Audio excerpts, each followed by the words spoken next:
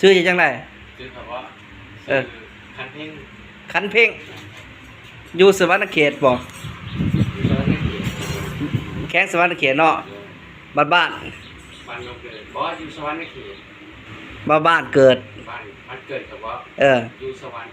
อยู่สวรรค์มันเมืองหยังเกิดกับเมืองไกรสอนมันก็สอนบ้านนี่สั่งบ้านดงเดือดเนาะโอ้มาเฮ็ดเวียกเวียกยันคือมาของเมืองโขงสิฮอดเขมรได้เนี่ยแม่นทุกมื้อมาเลยจักวันนี่3-4 มื้อกินข้าวแล้วบ่จะ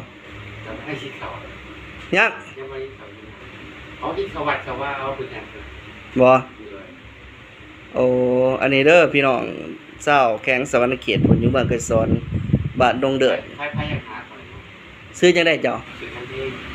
บ้านเพ่งบ่คันเพ่งเฒ่าคันเพ่งเด้ออายุจักปี45อายุเรา45ปีพี่น้องคันว่าไผยังหาคันเขาว่าเขา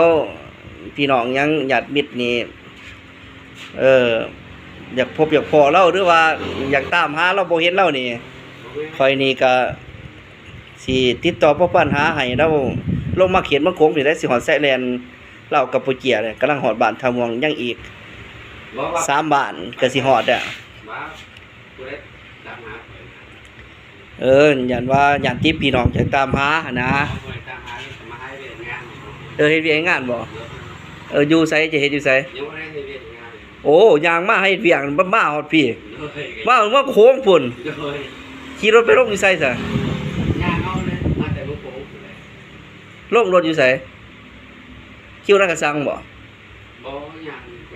ย่างมาเด้ย่างมาสมัครเซ่พุ่นน่ะย่างมือโค้งพุ่นน่ะ